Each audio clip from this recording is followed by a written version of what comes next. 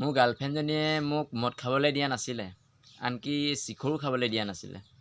তাই লাষ্টত মোক ধোকা খুৱাই দিলে।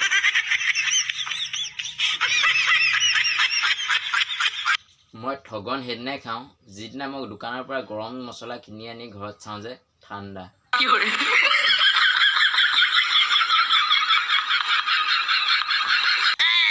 ছোৱালী চাওঁতে চাওঁতে বয়সী আতিলে। ইনষ্টাগ্ৰামত এজনী পতাইছিলোঁ, তাইকো নিলে লোকে।